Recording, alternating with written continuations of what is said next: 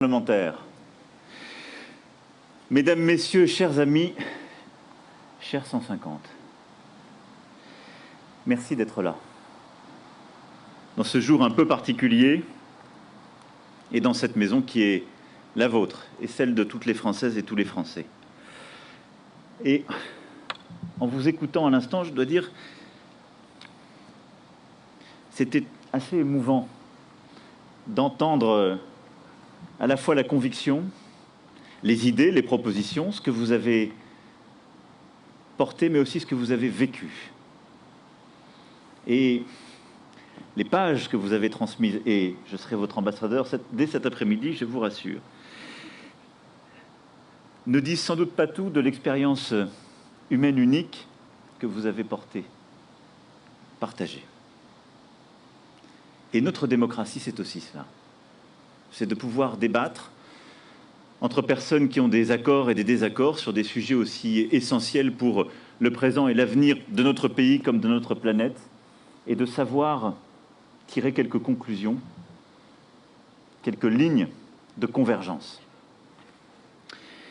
C'était en avril 2019, à la fin du grand débat national qui succédait au mouvement des Gilets jaunes, qu'en effet la décision de créer cette convention citoyenne a été prise. Avec cette question pressante dans tout le pays, comment, après la colère suscitée par la taxe carbone, entre autres, comment mieux associer les Français aux décisions qui les concernent et qui impactent leur quotidien? On aurait pu alors dire, il y a une crise sociale terrible dans le pays, mieux vaut abandonner, lâcher cette affaire et considérer en quelque sorte qu'on ne peut pas réconcilier la fin du monde et la fin du mois, formule désormais connue à laquelle vous avez fait référence, et avançons pour gérer les urgences du pays. C'eût été injuste, y compris injuste pour nos concitoyens qui s'étaient opposés à cette taxe et qui n'ont jamais voulu opposer l'un et l'autre, et qui considéraient que la transition écologique devait être juste. Et qu'au fond, nous nous y étions sans doute mal pris. Pas suffisamment expliqué, pas suffisamment partagé, préparé. Un collectif avait alors proposé le principe d'une assemblée de citoyens tirés au sort. Nous en avions parlé ensemble, cher Cyril Diou. Et beaucoup à ce moment-là qualifiaient cette idée, je dois le dire, de fantaisiste, d'illégitime même. Et nous avons, nous, avec le Premier ministre, avec le gouvernement, décidé de tenter l'aventure, de faire confiance aux citoyens, d'assumer de construire une démocratie délibérative qui, évidemment, ne s'oppose pas à la démocratie parlementaire, mais qui la complète et qui l'enrichit. Et d'ailleurs, en écoutant vos travaux, en lisant aussi vos conclusions, j'ai pu voir combien vous aviez mesuré, de là où vous étiez, l'importance du travail fait par les parlementaires et la nécessité d'articuler ce travail de démocratie délibérative où des citoyens tirés au sort, qui n'ont pas la même légitimité que des citoyens élus, mais parce qu'ils réfléchissent, travaillent, acquièrent des connaissances, représentent malgré tout quelque chose, et bien comment cette intelligence collective pouvait se marier avec la responsabilité qui est celle de l'exécutif et du pouvoir législatif. Tout dans cette aventure démocratique et humaine constitue une première mondiale, autant par son ambition que par son ampleur. Il y avait eu des expériences comparables sur des sujets beaucoup plus limités pour essayer de démêler des divergences dans une société, jamais sur un sujet aussi large. Et votre engagement si constant et si fort a aussi été une première. Vous avez pris sur votre temps familiale, amicale, y compris dans les conditions sanitaires exceptionnelles que notre pays a vécues, et vous l'avez rappelé un instant. Et le sérieux avec lequel vous avez œuvré doit aujourd'hui pleinement vous permettre de valoriser cette expérience dans votre vie professionnelle. C'est pourquoi j'ai aussi demandé au gouvernement que cet engagement dans la Convention citoyenne puisse être valorisé dans le parcours professionnel et de formation, mais que tous ceux qui vous suivront dans les expériences que nous aurons ainsi à reprendre puissent bénéficier de la même validation. Je veux ici aussi saluer l'implication du comité de gouvernance. Et je remercie Laurence Toubiana, Thierry Pêche, le groupe d'appui, le comité légistique, les garants, les animateurs, l'ensemble des équipes et de celles et ceux qui ont fait vivre cette convention. En 9 mois, la Convention citoyenne a renouvelé de manière inédite les formes de la démocratie et bousculé le système. Et si cette expérience est une réussite, c'est avant tout par la qualité du travail que vous avez produit. Vous l'avez rappelé, c'est une question difficile qu'aucun pays du monde n'a vraiment à ce stade résolu, qui vous avait été posée. Comment réduire d'au moins 40% par rapport à 1990 nos émissions de gaz à effet de serre d'ici 2030 dans un esprit de justice sociale? Vous vous êtes formé, vous avez auditionné, vous avez travaillé, vous avez débattu et vous avez répondu avec profondeur et intelligence. Vous avez répondu par un plan touchant à de nombreux domaines: les déplacements, l'agriculture, le bâtiment, la responsabilisation des entreprises et des consommateurs. Et à la fin de ces 9 mois, ce temps d'une grossesse qui vous a permis d'aboutir à ce travail, vous avez remis à la ministre Elisabeth Borne ce que vous aviez réussi à faire, conjuguant ambition et recherche de consensus. Et je veux saluer dans le travail que vous avez constamment mené cette ambition, parce que vous avez aussi compris l'état dans lequel nos démocraties se trouvent. Certains d'entre vous l'ont dit, nous avons pris une claque. Certains ont découvert l'urgence. Mais vous avez tous pesé le fait qu'on ne peut pas répondre à cette urgence en divisant, en opposant, en culpabilisant. C'est parfois l'erreur que nous avons faite, moi-même le premier. On ne peut y arriver qu'en embarquant l'ensemble de nos concitoyens et donc en trouvant les voies d'un vrai consensus. C'est ce que vous avez cherché entre vous. Et c'est maintenant ce que nous devons collectivement chercher au sein du pays pour que l'ensemble de vos propositions deviennent une réalité. D'abord parce que l'urgence est là, vous l'avez rappelé, plus prégnante encore qu'au moment où nous avons lancé vos travaux. La planète pourrait être sur une trajectoire de plus 7 degrés d'ici 2100, la biodiversité continue de se dégrader, les choses ne s'améliorent pas spontanément. Depuis 3 ans, nous avons commencé à déployer un agenda écologique, en étant le premier pays au monde à fermer ses centrales à charbon, en mettant fin au permis d'hydrocarbures, en donnant l'objectif de classer 30% de notre espace maritime et terrestre en aires protégées. Mais ce que vous avez démontré, c'est que nous devons aller beaucoup plus loin, beaucoup plus fort, qu'au fond, même si nous avons déjà un bilan, l'histoire s'accélérant, il est insuffisant. Le défi climatique nous impose de faire beaucoup plus. Au fond, ce que vous nous dites,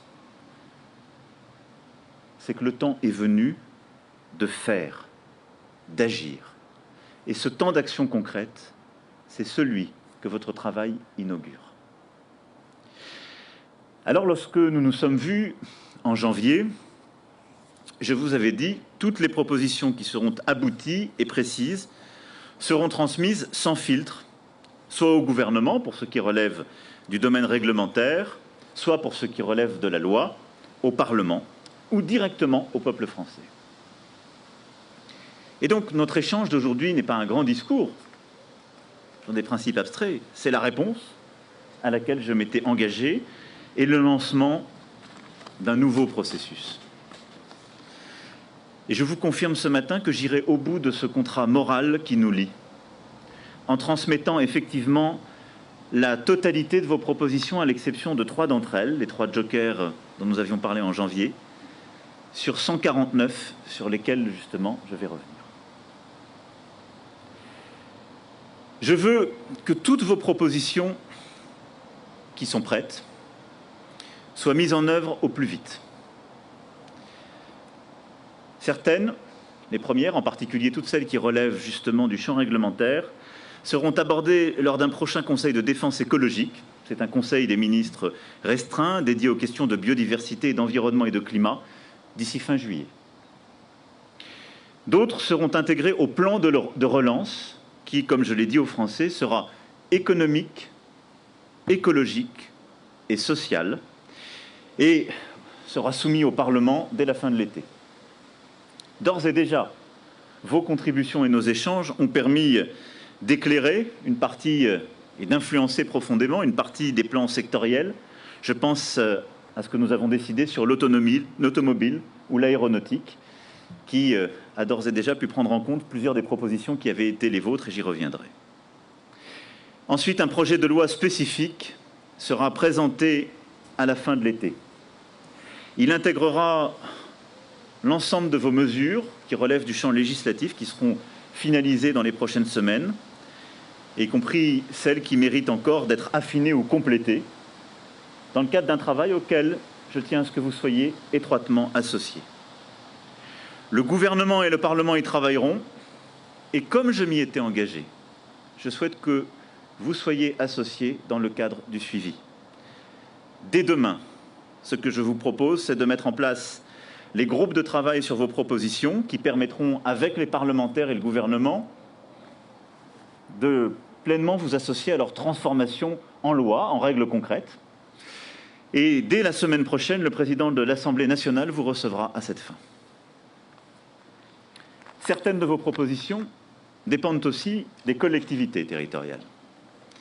Pour augmenter le nombre de parkings relais, interdire les véhicules polluants dans les centres-villes, pour accélérer sur les filières de recyclage des déchets, instaurer des clauses environnementales dans les marchés publics, il nous faut en effet dialoguer avec les maires et les élus locaux.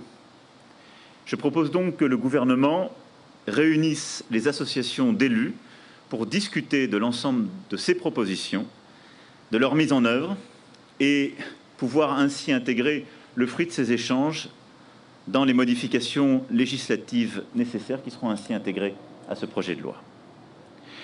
Enfin, plusieurs de vos propositions relèvent de l'échelon européen, parfois international. C'est le cas de la politique commerciale. Vous dites aucun accord commercial avec des États qui ne respecteraient l'accord de Paris. Je partage votre position. Et c'est pour cela que sur le Mercosur, j'ai stoppé net les négociations et les derniers rapports qui ont pu nous être soumis me confortent dans cette décision. Sur le CETA, et nous avions échangé sur ce point en janvier, comme vous le savez, il est mis en place aujourd'hui de manière transitoire et après un travail qui a permis d'améliorer son contrôle, sa vérification, son évaluation, et qui est d'ailleurs le fruit d'un engagement du gouvernement et de nos parlementaires. Je vous réponds sur le CETA. Continuons à évaluer. Je n'ai aucun tabou. Si l'évaluation montre qu'il n'est pas conforme à la trajectoire de Paris, je serai le premier à proposer qu'on l'abandonne. Des sujets comme la mise en place de la taxe carbone aux frontières du continent ou le verdissement de la politique agricole commune relèvent quant à eux de l'échelon européen. Je les partage.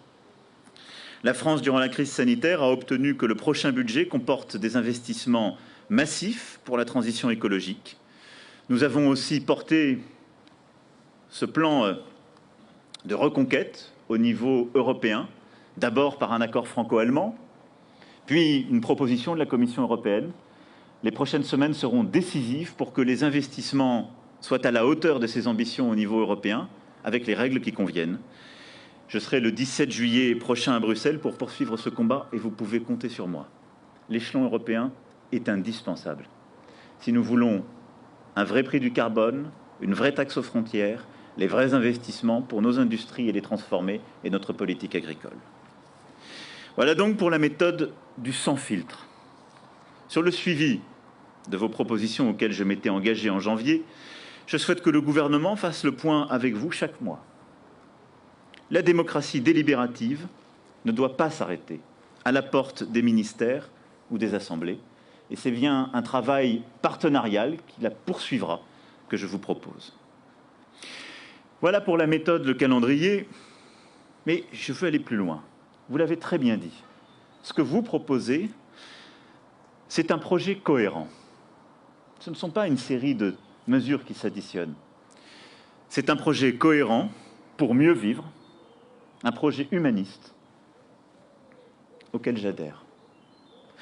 Notre société a besoin d'une transformation profonde qui nous permette de respecter nos engagements internationaux, qui nous permette de faire notre part, nous Français, pour lutter contre le réchauffement climatique et pour lutter pour la biodiversité, et de rester une grande nation géopolitique, de continuer à financer notre modèle social, qui est lui aussi très ambitieux et nécessite de produire pour le financer, et que tous ensemble, nous arrivions à vivre mieux et à améliorer la qualité de la vie. C'est pourquoi il y a 4 principes que je partage avec vous et qui sont, pour moi, les piliers de votre projet et de ce que je vois comme véritablement la transformation écologique que notre pays peut porter. Le premier, c'est que vous avez assumé, décidé, et je le partage, de placer l'écologie au cœur du modèle économique, en faisant le pari de l'investissement dans les transports, les énergies, les technologies de demain. Et quand je dis ça, ça n'est pas simplement une formule, ça veut dire qu'ensemble, nous décidons de ne pas faire 2 autres choix. Il y a un choix possible qui est de continuer à dire le cœur de notre modèle économique, c'est de produire, sans se soucier de l'écologie. Plus exactement, l'écologie, c'est ce que les économistes appelleraient une externalité négative, et on la corrige après. Ça n'est plus possible. Nous sommes aux limites de ce système. On doit remettre l'ambition écologique. On doit remettre l'ambition écologique au cœur du modèle productif. C'est-à-dire chercher, par ces transformations, ces investissements, à produire différemment, à l'évaluer, à le mesurer, à transformer nos capacités. C'est le choix qui est derrière vos propositions. Et c'est un changement profond de philosophie. Mais le deuxième choix auquel vous tournez le dos aussi, c'est celui qu'on appelle le modèle de la décroissance. Vous ne proposez pas, et j'ai entendu comme vous parfois beaucoup de caricatures sur vos propositions, vous ne proposez pas de ne plus produire. Et je crois comme vous que ce ne serait pas une réponse au défi qui est le nôtre. Vous voulez qu'on produise pour servir ce modèle, un modèle humaniste. Mais si nous disions collectivement, pour réussir ce défi écologique, il faut moins travailler, moins produire, j'aurais une réponse simple alors à vous apporter. Je vous dirais en bonne foi, si nous produisons moins et nous travaillons moins, nous ne pourrons plus financer le modèle social qui est le nôtre.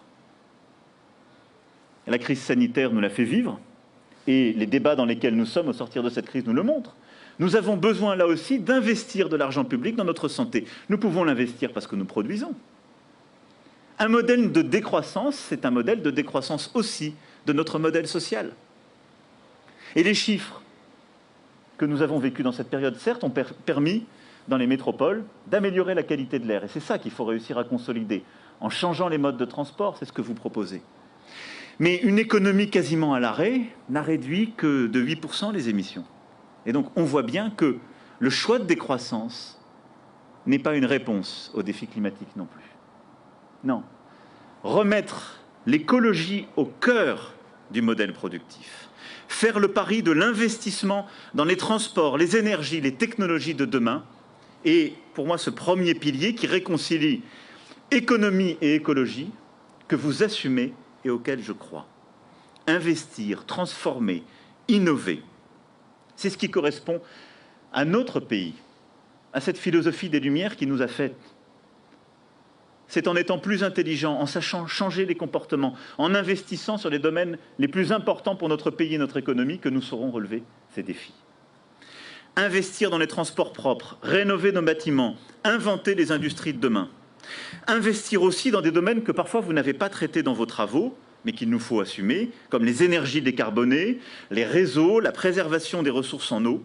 Je pense à ce sujet que nous avons commencé à embrasser dans le cadre d'un gros travail avec les collectivités locales. Nous continuons à être un pays qui gaspille énormément d'eau. Il faudra investir, là aussi, dans nos réseaux de distribution, et ça fait partie de cet esprit, de cette philosophie des mesures que vous portez. L'État prendra toute sa part. C'est pourquoi, dès le plan de relance que nous sommes en train de préparer, 15 milliards d'euros supplémentaires sur 2 ans seront injectés dans la conversion écologique de notre économie. Nous allons mettre en place un fonds de transformation écologique de notre économie dans le plan de relance. Avec là aussi, de manière sous-jacente, un objectif qui apparaît partout dans vos propositions. Le fait que ce modèle est cohérent avec un objectif d'indépendance. Remettre plus d'écologie dans notre modèle productif, c'est aussi par notre organisation renforcer l'indépendance européenne et française. Je ne prendrai qu'un exemple, celui de la souveraineté alimentaire. Si on veut réussir à suivre votre ligne, il faut renforcer notre capacité à produire nos propres protéines. En effet, comme vous le dites, réduire pour aller vers la suppression de nos importations de protéines sous OGM qui viennent du bout du monde et réussir à avoir un modèle beaucoup plus indépendant sur ce plan-là. L'économie au cœur du modèle productif et une plus grande indépendance est au cœur de ce projet. L'État a son rôle à jouer, les collectivités publiques avec lui, le secteur privé a aussi un rôle à jouer. Et c'est notamment pour cela, je le dis clairement, que je suis en désaccord, j'avais dit que j'avais quelques jokers, avec la taxe de 4% sur les dividendes que vous proposez. Je ne dis pas qu'il ne faut pas réorienter une partie des investissements vers des investissements plus verts, mais mettre sur tous les investissements une taxe, c'est réduire notre chance d'attirer des investissements supplémentaires. Je crois à la croissance de notre économie, je crois à un modèle qui innove. Nos entreprises ont besoin d'innover, elles ont donc besoin d'attirer des capitaux français et étrangers sur notre sol pour innover et changer de modèle. Nous sommes déjà un pays qui est très fiscalisé. Je pense qu'accroître la fiscalité pour répondre à ce défi n'est pas la bonne manière. Par contre, continuer à réfléchir sur une fiscalité plus incitative vers ce qui est plus vert et qui doit donc être plus rentable, j'y suis prêt. Le second principe de cette transformation, c'est un principe de justice sociale. Vous y êtes revenu avec beaucoup de force de conviction. Vous avez convoqué à juste titre Condorcet, et je partage cette philosophie. Je le dis avec d'autant plus d'humilité que nous ne l'avions pas assez vu au début. Et que je crois que le chemin que nous avons collectivement fait dans notre pays depuis 3 ans et que vous éclairez remarquablement, c'est que la transformation écologique n'est possible que si elle est aussi, en même temps, comme dirait l'autre, une transformation sociale et solidaire. Faire en sorte que cette transition écologique ne laisse personne au bord du chemin. Et sur ce sujet, vous avez beaucoup de propositions fortes que je souhaite toutes voir reprises. Proposer des chèques alimentaires pour permettre aux plus modestes d'acheter des produits de qualité, de cette agriculture que vous voulez transformer, de cette agroécologie dont vous voulez accélérer la promotion, et vous avez raison. Proposer des aides renforcées pour que les plus modestes puissent acquérir des véhicules propres. Vous proposez aussi d'interdire des passoires thermiques. Nous le souhaitons tous. Et vous reconvoquez un débat qu'il y a eu au sein du gouvernement, avec le Parlement, qui est très compliqué et qui pose toute la difficulté de l'articulation de la problématique environnementale et sociale. Et vous l'avez d'ailleurs vécu dans vos débats. On s'est arrêté à une position qui vous apparaît trop timide, parce qu'on n'a pas totalement interdit les passoires thermiques, avec une date. C'était dans mes propositions de campagne. Et si le gouvernement, avec les acteurs du secteur, le Parlement, ne l'a pas totalement interdit, c'est qu'il a vu que si on y mettait les moyens actuels, interdire, c'était au fond mettre des ménages qui sont parfois en situation modeste dans des situations impossibles, et c'était réduire l'offre de logement, et donc accroître le mal-logement dans notre pays. Il y a sans doute un chemin qui rend la chose possible, et c'est ça que nous allons travailler sur la base de vos propositions avec vous, pour le finaliser. C'est d'investir davantage pour être au rendez-vous de cette ambition. Et donc, d'une part, investir pour transformer plus vite tout ce qui est dans le parc public ou chez les bailleurs, accompagnant financièrement, et investir pour accompagner les ménages les plus modestes pour qu'ils ne soient pas face à une impasse. Et donc, nous ne pouvons remporter ce combat qu'en trouvant les accompagnements nécessaires, en assurant des aides financières pour ces ménages, pour qu'aucun propriétaire et aucun locataire ne soit dans l'impasse. Au fond, veiller toujours à ce que la transition n'exclue pas les plus modestes, ne les relègue pas, ce qui est la marque de fabrique, ce qui doit être la marque de fabrique d'une écologie à la française. C'est aussi pour cela, je parle d'un mot de ce que vous n'avez pas évoqué, que vous n'êtes pas revenu sur la taxe carbone. On s'en était parlé en janvier. Vous avez eu parfois le sentiment qu'au fond, c'était le plan caché, en disant si ils veulent qu'on relégitime la taxe carbone, ils n'ont pas réussi à le faire, donc ils voudraient que 150 citoyens reviennent et la mettent sur la table. Mais j'ai vu vos débats sur ce sujet. Alors, sur ce point, je vais vous parler très franchement. Je pense que la fixation d'un vrai prix du carbone, et vous le savez, vous l'avez dit entre vous, est l'un des moyens les plus puissants pour réussir notre objectif. Là, nous avons encore les cicatrices de ce débat. Donc, au fond, ce que vous avez envoyé comme message, c'est on va refroidir un peu le moteur sur le plan franco-français. Faites-le déjà sur le plan européen, oui. Et pour éviter tous les biais, toutes les distorsions de concurrence, la priorité pour moi des prochains mois, c'est d'avoir véritablement une taxe carbone européenne, c'est-à-dire de monter véritablement le prix de référence, d'avoir un prix plancher, d'avoir une taxe aux frontières, c'est clé si nous voulons tenir non seulement nos objectifs, mais comme on le doit, rehausser nos objectifs 2030 et avoir une trajectoire crédible. Ça, c'est l'objectif des prochains mois en européen. C'est essentiel. Et là, j'aurai un travail de conviction, et je le commencerai dès cet après-midi. Au niveau national,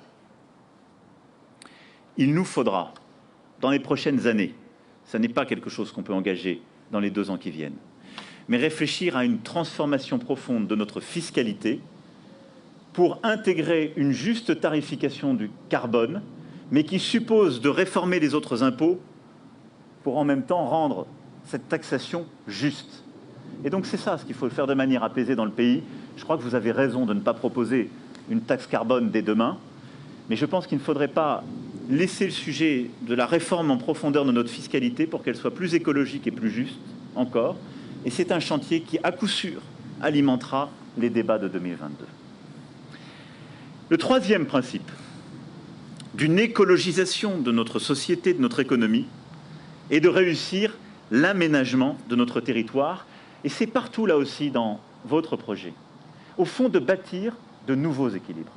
Vous êtes revenu sur quelques propositions très concrètes, mais je pense que c'est un élément très important. D'abord, avec cette volonté de veiller à l'accessibilité de chaque territoire, de chaque région, mais de renforcer partout où c'est possible les transports les plus compatibles avec notre ambition environnementale.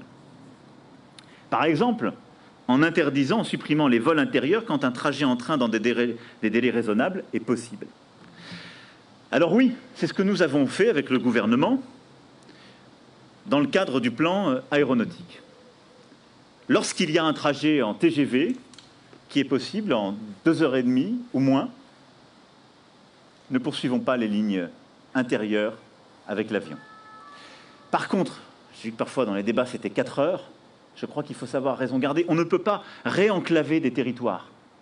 Lorsque c'est plus de 2h30 en train, c'est très difficile de couper totalement les lignes intérieures, parce que vous avez certains de nos concitoyens qui ont besoin de se déplacer, qui ont besoin de travailler. Il faut maintenir, là aussi, des usines partout sur le territoire, ne pas concentrer celles-ci dans les métropoles les mieux desservies. Et donc, il faut pouvoir articuler ces 2 objectifs, un aménagement harmonieux de notre territoire et de la production partout, et la réduction, si je puis dire, de trajectoires par avion qui ne sont plus utiles quand on peut se déplacer en TGV à moins de 2h30. C'est cet équilibre qu'on va donc tenir. Jamais, me semble-t-il, la transition écologique ne doit se faire au détriment des communes, des régions qui sont les plus enclavées. Et c'est pour cela, deuxième joker, que je crois qu'il faut reporter le débat sur les 110 km/h.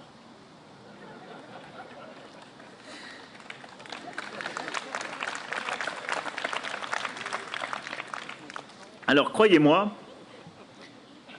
je formule cette proposition en spécialiste. Parce que j'ai présenté beaucoup de grands plans, très ambitieux, avec beaucoup de choses formidables, qui ont parfois été résumés à une mesure ou une petite phrase. Et ce serait profondément injuste que tout votre travail soit résumé à cette proposition. Je vous le dis très sincèrement.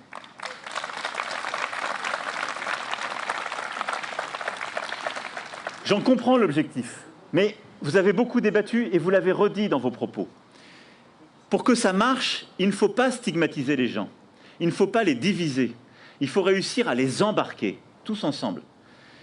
Si on fait ça, je vous l'écris, nos concitoyens qui sont dans les territoires les plus enclavés, qui parfois mettent tous les jours 45 minutes, 1 heure, en utilisant les grands axes pour aller travailler, qui ont besoin pour retrouver leur famille de les utiliser, dont la vie s'organise par ces transports, ils vont dire « Ok, leur projet, c'est un projet, il n'y a pas de place pour moi. C'est un projet d'urbain. Je n'existe pas. » Ce n'est pas la réponse que vous voulez apporter. Ce n'est pas vrai. Ce n'est pas la caricature. Moi, j'ai lu vos propositions, je vous ai écouté, je viens de vous entendre. Et donc, je pense qu'il faut faire maturer ce débat dans la société, celui de la vitesse et autres. Il faut aussi que les gens aient à chaque fois plusieurs options.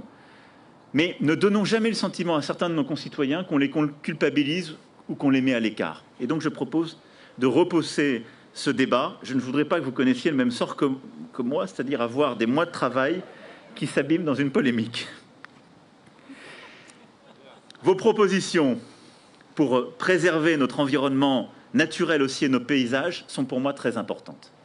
Il y a les transports, puis il y a tout ce que vous dites sur, au fond, la qualité de vie, nos paysages, l'organisation de l'espace. Et ça, c'est très important parce que c'est notre quotidien. C'est notre quotidien. Et beaucoup de nos concitoyens, quand ils sont sortis au moment des Gilets jaunes, disaient aussi quelque chose du mal-être dans une France, moi je n'aime pas tellement ce terme de périphérique, mais dans une France qui avait été souvent dénaturée par les grandes zones commerciales, ces friches, par des centres-villes qui avaient été quittés par le logement et le commerce, par des paysages qu'on avait dégradés, des ronds-points qu'on avait multipliés, souvent pour que la bétonisation continue. Ils en ont trouvé un usage, celui de la protestation. Mais ils disaient quelque chose du mal-vivre dans ces villes moyennes où l'activité économique était un peu parfois partie, mais où la qualité de l'aménagement de l'espace s'était désagrégée. Et donc la division par deux des surfaces urbanisables, la sanctuarisation des espaces agricoles, naturels, forestiers, le développement de la ville sur la ville en facilitant la reconversion des friches, toutes les mesures que vous préconisez en cette matière entrent en écho, pour moi, avec un projet auquel je crois beaucoup, qu'on a commencé depuis 3 ans, qui est aussi de changer l'espace de notre pays, son aménagement, là aussi de le rendre plus humain, au fond plus beau. Et c'est cohérent avec le projet Action Cœur de Ville, qui vise à redonner vie aux villes moyennes, aux places de village, en rénovant les logements, en soutenant les commerces. Mais tout ce que vous proposez améliore cette qualité de vie, ce beau. C'est un projet humaniste pour la ville comme pour la campagne, qui est de mettre fin à une tendance qu'on a vue depuis 40 ans dans notre pays, qui a désagrégé, au fond, notre espace commun, l'espace dans lequel aujourd'hui nous vivons moins bien. Et ce choix d'un étalement continu, de logements qui gagnent en permanence, du coût de transport qui, comme vous l'avez très bien compris et décrit, augmente, je crois que c'est un modèle dont nos concitoyens veulent sortir. Ils veulent retrouver une ville à l'échelle humaine où on vit mieux. Ils veulent retrouver des espaces forestiers agricoles naturels. Ils veulent moins de voitures. Ils ne veulent plus de nouvelles grandes surfaces en périphérie. Ils veulent retrouver des commerces de centre-ville et de l'échange humain au plus proche. Ils veulent là aussi au quotidien, comme vous l'avez décrit, un nouveau projet de vie ensemble, beaucoup plus humaniste et de qualité. C'est possible. Vos mesures y contribuent. Le développement des circuits courts, la sanctuarisation des terres agricoles y contribuent pleinement. Vous voulez aller plus loin avec des décisions fortes pour mettre fin à la bétonisation. Vous avez raison, et je le partage. J'y suis d'autant plus près que nous avons inscrit dans le plan biodiversité le principe du zéro artificialisation nette. Et c'est aller plus loin et plus fort ce que vous proposez. Alors allons-y.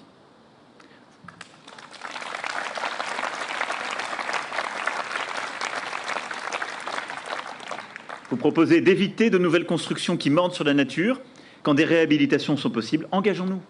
Allons-y. Vous préconisez d'instaurer un moratoire sur les nouvelles zones commerciales en périphérie des villes. Allons-y. Allons-y. Agissons.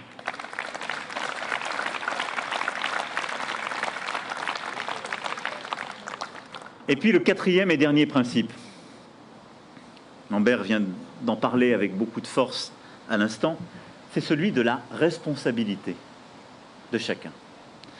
Ce que vous avez démontré par votre travail, votre engagement, vos conclusions, c'est que ce changement de société, de modèle, ce n'est pas l'affaire du gouvernement, simplement du Parlement, ce n'est pas l'affaire de texte, c'est l'engagement de toute une nation dans toutes ses composantes. L'État, les collectivités locales, bien sûr, doivent agir avec le courage de bousculer le système. Mais seuls, ils ne peuvent rien. Car la réussite passe par la conversion des regards, le changement des comportements de chacun. Des entreprises, en favorisant les bons investissements, et des citoyens. Voilà pourquoi je crois beaucoup à toutes les mesures, vous l'avez très bien dit, de formation, d'incitation que vous proposez. Avec vous, je crois à l'éducation au développement durable dès l'école.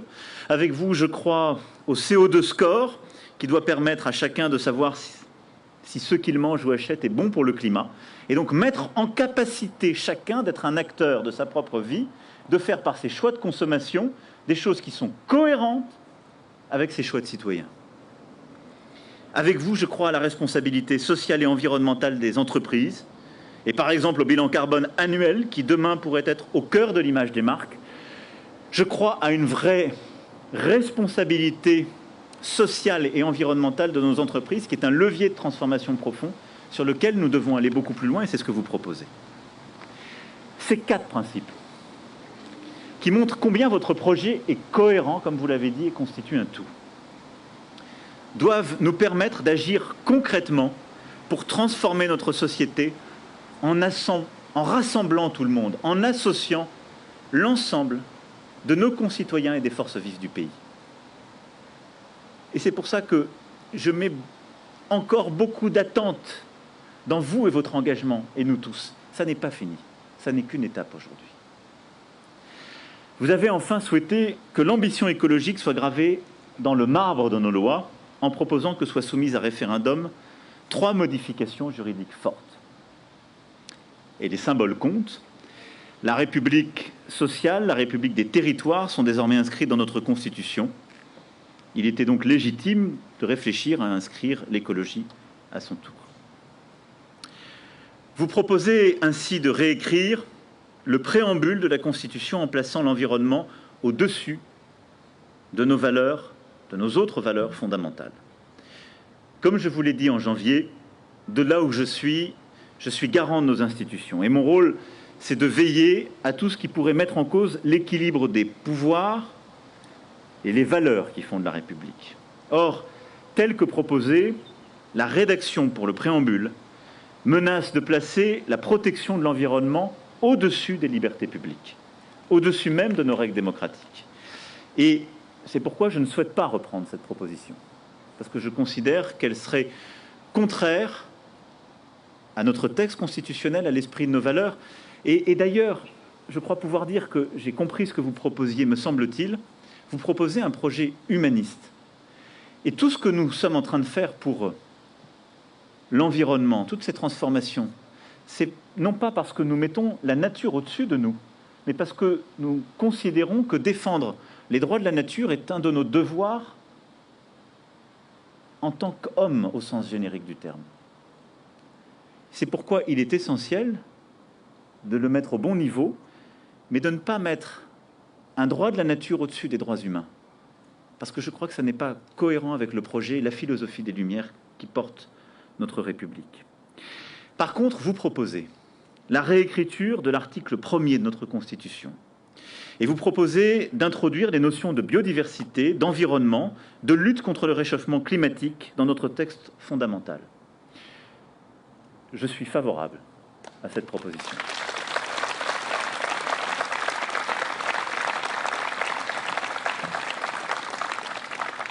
Je veux ainsi que nous puissions engager, d'abord à l'Assemblée nationale et au Sénat, sur la base de votre proposition, un texte en vue d'une réforme constitutionnelle.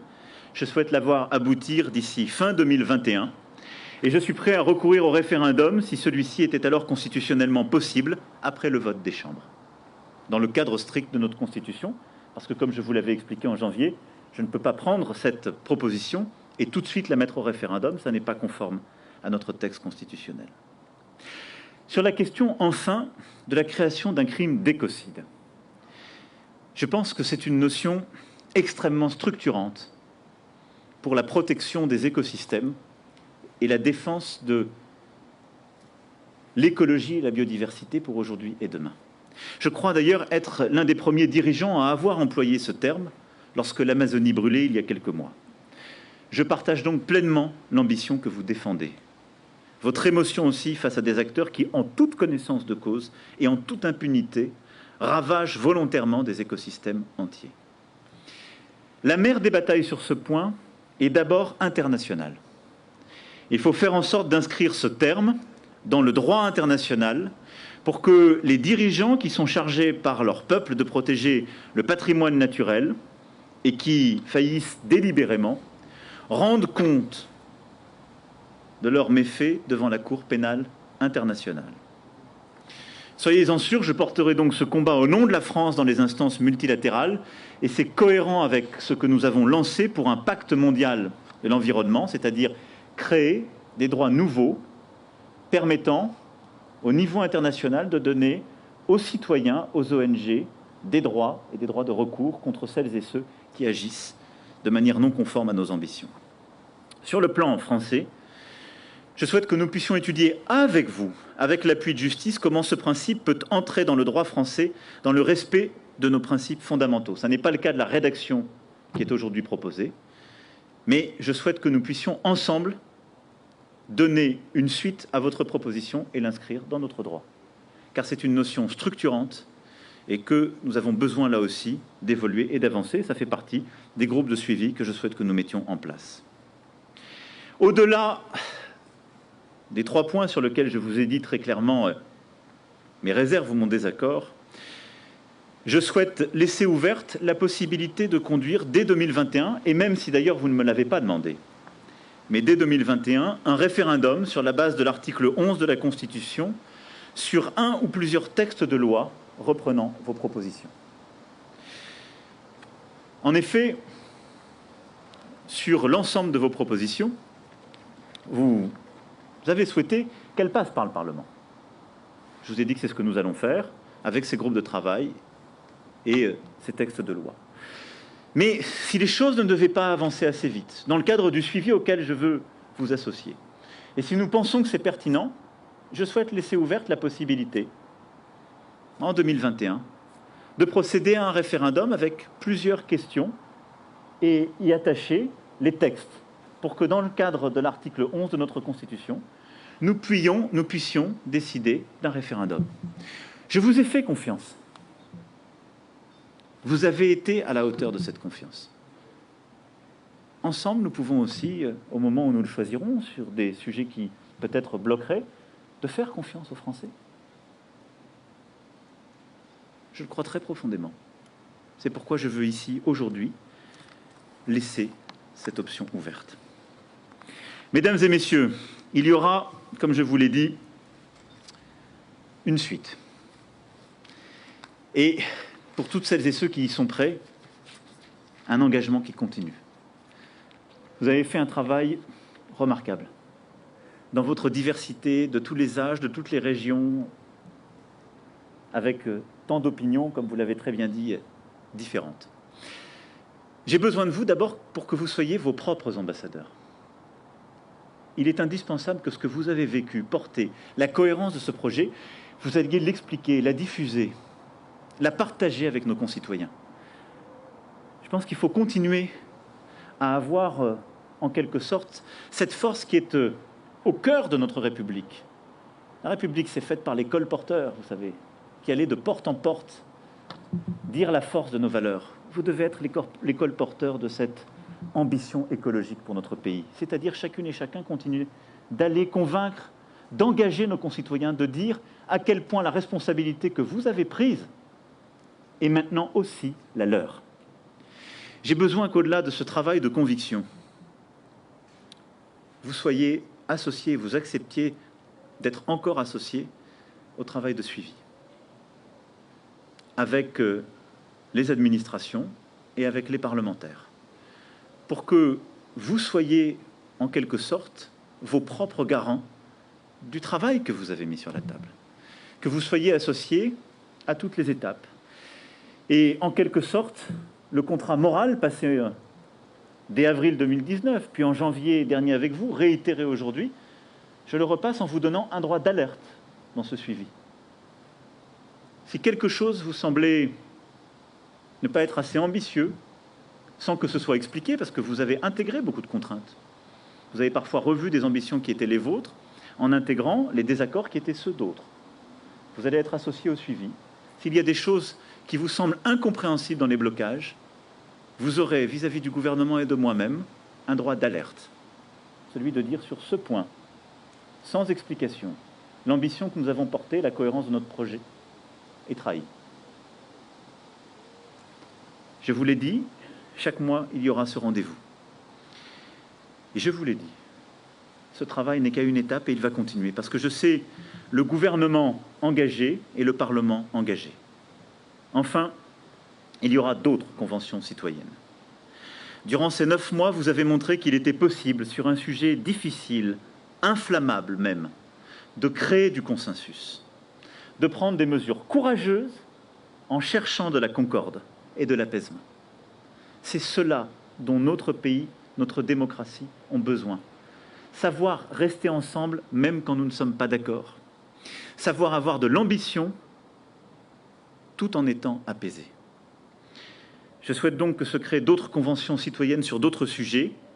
Une réforme du Conseil économique, social et environnemental sera présentée au prochain Conseil des ministres qui fera du CESE la chambre des conventions citoyennes.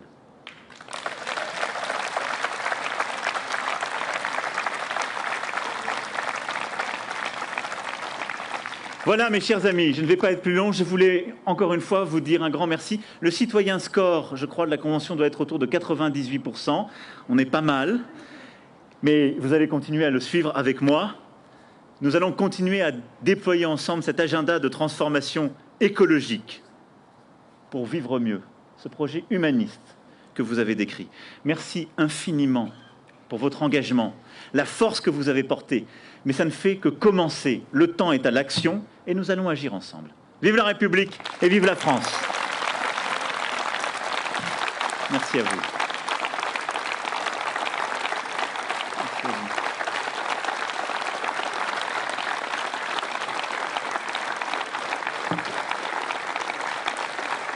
Bravo, hein. C'est ce que vous avez fait. Non, merci à vous. Vous savez, parce qu'en fait, bravo à vous. Vous allez avoir du boulot, là.